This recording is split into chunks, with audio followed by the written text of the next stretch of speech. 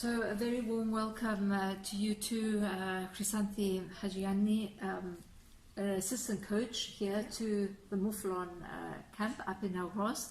I'd like to begin by asking a little about your love of sport. You've actually finished a BSc in majoring in psychology. Yeah. You're continuing with your studies, but was sport always a part of your life? Definitely, yeah. I think my parents encouraged me to do sports throughout life. I started out with swimming, and I did it ever since I was 2 years old. And I loved it. I did synchronized swimming, then I tried dance. I tried everything, a bit of everything. And then when I was around 13, I found basketball, and I haven't looked back since. And yeah. How did basketball come about? Was that just one of the many things that you were trying? And what was it specifically about basketball that made you say, this is it? So I think the main thing was, when I started with swimming, it was more of an individual sport, and I felt like I was starting to get bored of that. And a friend of mine was playing basketball, and she was like, do you want to come in for a little training session? And I thought, yeah, why not? And then I just loved the team dynamic, how fast it is, fast paced, it changes. It's a very fun game, and it's also a smart game. So it's not just running around aimlessly. You need to think. You need to have a good fitness, and yeah. I very much like that you've actually brought that into play, and that it's a smart game. Mm-hmm. It's not a matter of just throwing the ball around. Definitely. There are quite a lot of very pertinent moves that need to be made. Do you feel that enough attention is paid to this aspect of the game?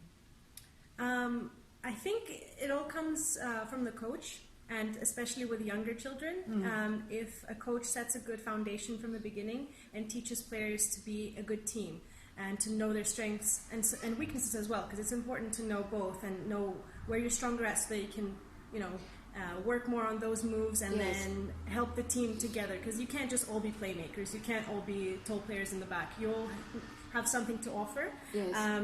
And so if the coach encourages that and tells people that and doesn't expect them all to just score 30 points in each game, I think that's very important. When you set the tone right for everyone and you treat everyone equally. Yes. And there are definitely different roles within the 5 team members on the court. Mm-hmm. Does the tall player always have to be under the basket, or is that just something that's logical and expected? Is it important for other roles, for all the roles to be encompassed by each person in the team?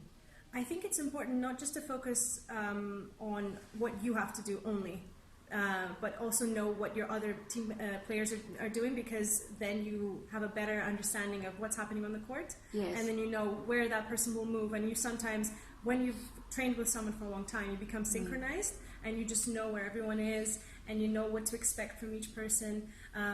But okay, in Cyprus especially, because we don't have very tall players, so it's very rare to find like a very tall girl. So usually those girls are put under the basket. However, personally, I think it's also good for everyone to know all the spots around and I'm speaking to you really as a coach here as well. Tell us how you went to the next level and something about your career. Yeah. So as you know, I just graduated with my psychology degree. And throughout that, I also did one of the modules was sports psychology, and I think it really interested me, and I always loved sports, so I thought that's something I can connect. And I think it's very important. The job of a coach is like a teacher, a leader in a way. Yes. Someone unifier. Yeah, exactly, unifier, and that's very important, because each individual is an individual. Yes, they're a team player, but they're also a specific person who has a different way of understanding something, or something needs to be tailored for them. Yes. Someone likes to be punished more, someone likes more lenient things, and so you need to find a good balance, and I think that's where psychology comes in. Yes. Where you can judge how a person will react, how you need to explain something, and I really like working with younger children. So there was just an opportunity at university because I was in the university basketball team. Yes. And they had an opportunity to do coaching qualification. This is in Canada? In England. Oh, so in England. Okay. I just did a year abroad in Canada as well. Yeah. Right. On top of that, yeah. And so I thought, why not? Let me try it. And so we have 3 teams at university, and the 3rd team is like complete beginners. So they wanted someone to coach them, and I thought, you know what, I'll try it. And I did the coaching qualification, was really stressed out at first. I've never done something like this before. It was very demanding, but challenging in a good way, where it like pushes you to your limits, but then, you know, you learn something, and you learn something new about yourself that you didn't expect before. And I actually found myself in a more leadership role, and I really enjoyed that. So that happened, and I came back after the coaching qualification, started coaching the 3rd team, really enjoyed that. That had its own challenges, you know, coaching 30 people at the same time with different levels of basketball. And then we had an opportunity with a school nearby. We had 11, 12-year-old girls, and as like a girl empowerment movement, we did volunteering every week with my other teammates, and we just coached them and showed them some basketball moves, some games to incorporate that, so it's not just, you know, just technical skills, but to make it fun and to encourage girls to participate more in sports. Yes, this is a very important aspect. Here at Moufflons in Gross, we've seen I'd say 97%, I stand to be corrected, boys, and they say that it's really difficult to get girls in the team. It seems to be not only in Lebanon, we have the same problem here. Did you find the same problem in England, or was it lesser of an obstacle? And why do you think that is? I think there's definitely a bigger movement of girl empowerment in sports in England, and they're trying to push that for sure. Like we had a lot of different events, like This Girl Can, and we had free sessions to enjoy, to basically encourage girls to go and try sports. Because there's this stereotype of boys are better at sports or something, which I don't think is true. No. And everyone can enjoy sports equally, and I think it's good for your health. It's good for so many life skills, teamwork, leadership skills, communication. I just find sport is like the best way to learn the basics of human interaction. Basically, I think, and basketball particularly ticks all the boxes are ticked in this game. What have you found to be your experiences in being a woman and teaching boys and men? How challenging is that, especially from the Middle East, where they don't take so lightly to being instructed by women? I think because I'm a woman, sometimes I do feel like sometimes they don't want to really listen to you, or they think, oh, you know less than me. But you know, you look at them in the end, and they're just being lazy. They're not even, you know, you're trying to explain something to them, like you need to move this way, and then just like, oh yeah, okay. They think they're LeBron James or, you know, Michael Jordan, but you know, they're still young, they're still learning. How do you deal with that? I'm a bit sarcastic with people. I either joke it off, or I just look at them, give them a good stare, and like one ear out the other, and I just try and still push it. Like I'm just telling them a bit more strictly, like I'm not gonna baby them around and be like, oh no, can you do this way? No, I'll just say, you need to go this way and this way. And I just try and explain to them again and again and again until I look at them and they do it, and try my best, because I try not to take it personally. Yes. Because if you do, then it's too tough. You will start crying in the end and go off. But I don't think a lot of them are like that. There are here and there some guys, but for each guy that does that, there's always a polite person that comes in, asks you, oh coach, can you show me this? Oh, can you explain this to me a bit more? And you know, so there is a balance. I think there's always. Do you find that it also depends on your approach too, as coach and as a leader? Because really the coach is leading and directing the game. What would you do if your team turns, or you've got one individual? There's always one individual. I think it's like in a choir who's trying to sing out a little louder. what is your approach? Is that a one-on-one, and especially when the game could be at risk? Yeah.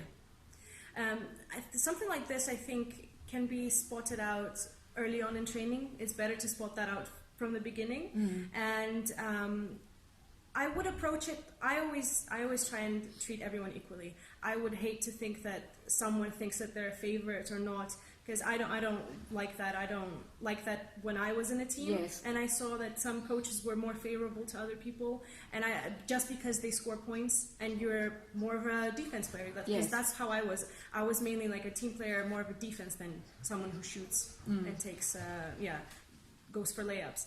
So Coach Emanya is actually a great example of treating us very equally. Very much so. If you do a mistake, you get a punishment, or you get told off. You get told, oh no, you have to do this way. No one is treated, because she's doing better, look at her, look how great she is. Like, no, none of that. Everyone is treated equally. And yeah, if someone is trying to step out of line, I would definitely speak to them one-on-one first. Yes. And see what we can do, and then maybe as a team, and then everyone can give some input, and so that we can all come to a decision maybe all together. But of course, like, the final one would be mine as a coach. But yeah, I would also encourage other team players to give some of their input as well, and how they feel about that situation. So, yeah. You said in the beginning how difficult it was starting off with this coaching. How have you seen that it's helped you develop as an individual as well? Immensely, absolutely immensely. I used to be more shy before trying out coaching, and I think coaching and basketball in general just pushed me, challenged me in ways that I didn't expect, and I never saw myself as like the leader. But then when I tried it out and I saw that I could have a positive impact on people, and they would come to me and they say, oh, great session, coach, oh, I really like this, oh, now I feel better about, I'm better at doing this, and that makes me feel amazing. And if I can see an improvement in people, and especially starting from younger kids, because if you can improve their life and set a good foundation, then they're set for life. And so yeah, that pleases me so much to see that I can have some sort of positive impact. Women, I think in general, I don't know why, it seems that the confidence levels are not there. There's always that feeling, well, have I quite made the grade? And if you have made the grade and you're quite confident, you're seen as being aggressive. Yeah. Why is that? It is a bit of a stereotype for sure. It's been ingrained in us for a long time that, men work, women stay at home. Men are better at this, women are not that but as much. But 2019 and of course, now, it's 2019, yeah. And it's a shame to still see that sometimes. And it's hard for people to shift that mindset. I think even if people try and shift it, I think in the back of their mind, sometimes they have that mentality. But I think we are going in a better direction. I feel like as a coach, even in England, like I would get a lot of respect from male referees or male coaches from the other team. Like, they would come in and tell me, oh, good job. And it wasn't like demeaning, they weren't saying it like, oh, good job for a girl. They were saying it genuinely. But we definitely are not there yet 100%, which is a shame. It seems in Cyprus also continually, and especially on this program, we speak about the culture of and the mentality that people have. How do you think it can be moved into a more European level? And is it even important that we do move forward into a European level, or is it better to be very nationalistic, if I use that word very carefully in contrast with patriotic? I myself, I'm not fully Cypriot, so my father is Cypriot, my mom is Russian, Polish, Ukrainian, so firsthand I am already a mix. And so and in this world we're all so mixed that I just think it's ridiculous to think in nationalistic ways, to think like it's only Cypriots and like everyone else is bad, or these separations, because as human beings, and I'm going to start a bit of a psychology talk, we're social beings, and we can't survive on our own completely. We need to communicate, we need to work together as a team. And if we isolate ourselves and pretend that, oh, you know, we're better than everyone else, then if the whole world does like that, then we just put up walls and yeah, it's a shame. I think communication is what's important, and meeting new people, meeting people from other places. I've traveled a lot. I've lived in different countries, and that was the best thing that I've learned is when you communicate with everyone else, you see that they're also humans. They also feel the same things as you do. So trying to have the separation, I think, is a bit ridiculous. Continuing with this aspect of working on the game and from the bench, you've got 10 players there.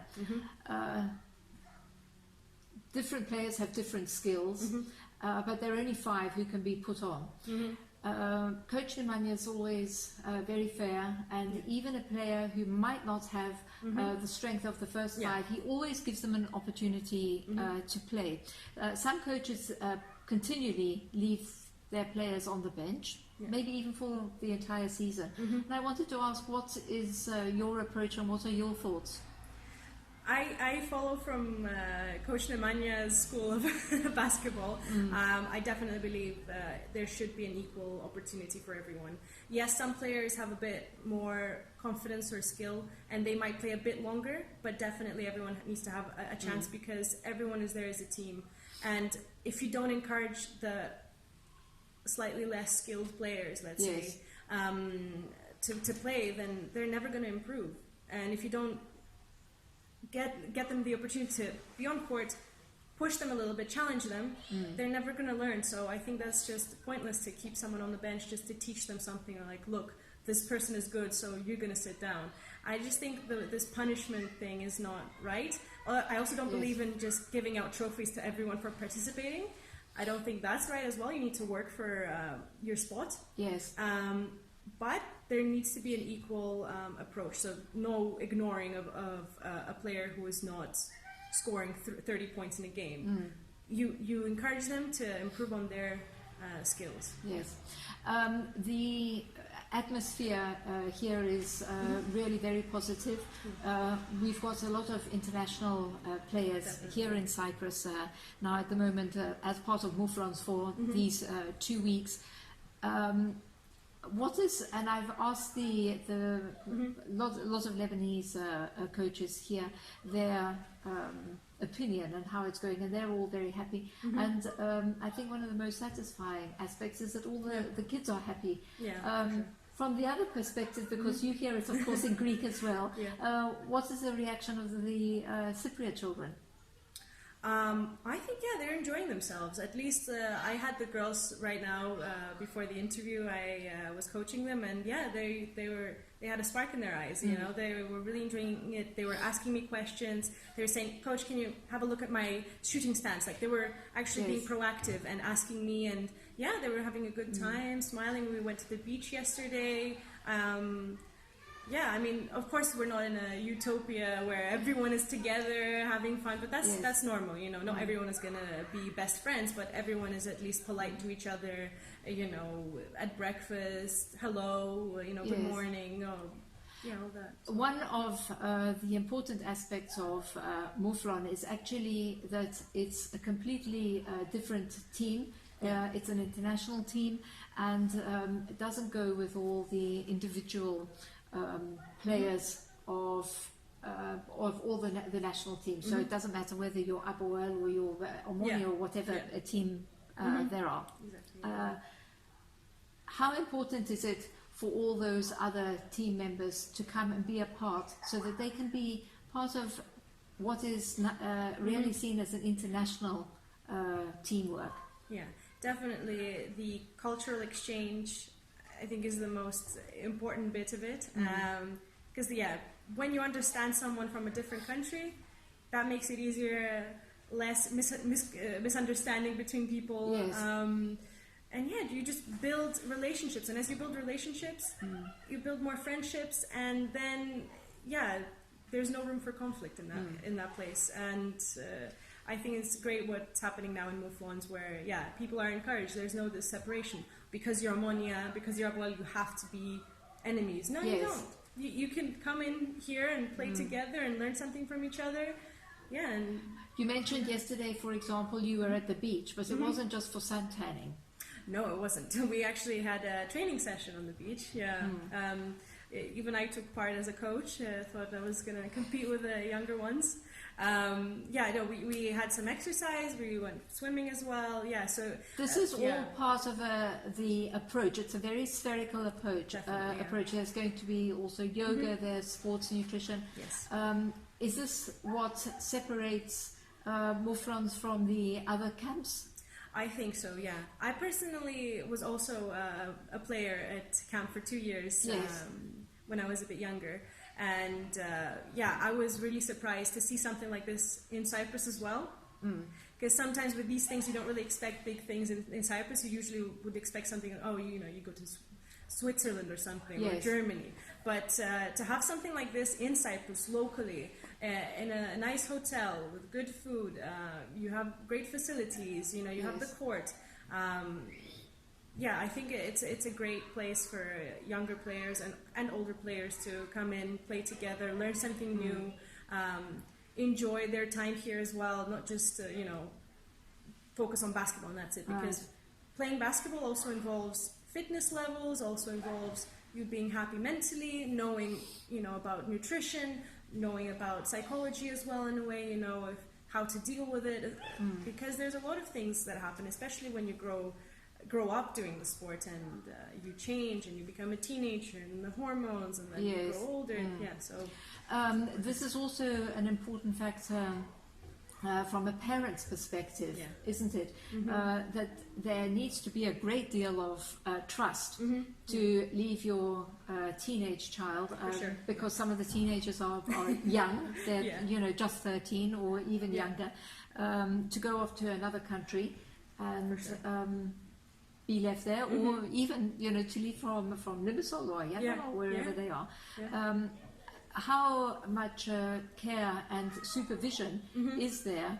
And as a coach, do you feel this responsibility? It's not only for the sessions, but you're looking after them, and you've got strict rules in place. We have certain rules, like to look as a team. We make sure that we wear the white t-shirts for lunch, for breakfast, for dinner, and I think that was another thing that I noticed from coach always. Even when I was playing, we would always come in full uniform. No one was going to come with blue shorts, someone else with pink, someone else with something else. If we're in a game, we're in a training session, need to be all looking like a team. And then when you look like a team, you feel like a team as well. You feel like you're part of one. And there's these rules, but it's not something that's like completely strict and you're gonna do 1,000 sit-ups or something if you just are late for a minute. There are certain things, and there is an expectation from people that they're going to respect you and follow certain things. But yes, it's a bit lenient. They're still here to have fun. They're not here. We're not coaching them to be professional NBA players. Maybe some will be, but it's also for fun. This is an important follow-up. That's actually one of the most important things, and I always bring back the sport paralleled with music, because when it gets to that level, it's the same sort of requirements and discipline which are needed. And I think the primary aspect is that one has music lovers. And you've got somebody following. Do you believe it's the same with sport? That even if you're not going to make a professional basketballer, because please heaven we don't want so many, that at least you're going to have somebody actually sitting at the game. It's not that well followed in Cyprus. Yeah, and I noticed when I used to play in Cyprus as well, where you see men's games and they're full, and then and then the women's games you just have your parents there maybe, and the crowd really, it does make a difference sometimes. It's nice to know that you have a support system, and in Cyprus I've noticed that football is a bigger sport, but I think basketball, I would love to have it encouraged more and for more people to enjoy it, for more people to watch it. Do you think that the media has any role to play in that, and women's salaries, which are definitely lower than men? Yeah, definitely. It's a tough one in terms of the funding. Yeah. Yes. Because that's hard. You know, you might have the passion for it and you want to do it, but yeah, if you're restricted with the amount of money and people don't really want to go into it if they're not paid well, because that's a struggle as well. You know, you need to drive to training sessions and come back and games. So yeah, the media and the funding is definitely an important bit that needs to be encouraged in sport and to promote women to be more involved as well. Yeah. You're here now for these 2 weeks of Moufflons. Where are you going at the end of this time? Right. Well, I'm going to have a bit of a break. And then at the end of August, I'm going to go to Spain and work with 4 and 5-year-old children and teach them English and do different things with them. So I used to do art as well, so we're going to do crafts and things like that, yeah. So I'm going to stay for a year and see if if it's really my thing, and then like go further, maybe into masters in developmental psychology and so look into that. Do you find that during these 4 years that you've done your BSc, you've got any regrets, or you're quite happy about the path that you're following? Because I think it's very difficult when you're 17, 18 years old to think, oh, I'm going to be stuck on this road forever. Are you open-minded with regard to that? And I change? am completely open-minded with this. I've been lucky enough to be able to choose whatever I wanted. My parents were like, you know, it's your decision. Yes. So I was thankful for that, and I thought at the end of school, I will know for sure what I want to do. I didn't know for sure, but I knew somehow. I knew like I like this, so I'll go there. And I thought by the end of the university, I will know. I'm still not exactly 100% sure, but I think that's actually better because you can have an open mind and try different things. And like with coaching, I wasn't expecting I would be coaching, but it's another path that I'm taking, and I'm exploring it, and I'm actually enjoying it. And as a possibility, I could continue doing something like that. So I'm very open to whatever comes my way and trying different things. So yeah, it's a pleasure speaking to you. Thank you so much for taking the time. Yeah, thank you. That was Chrysanthi Hadjiyianni. Thank you.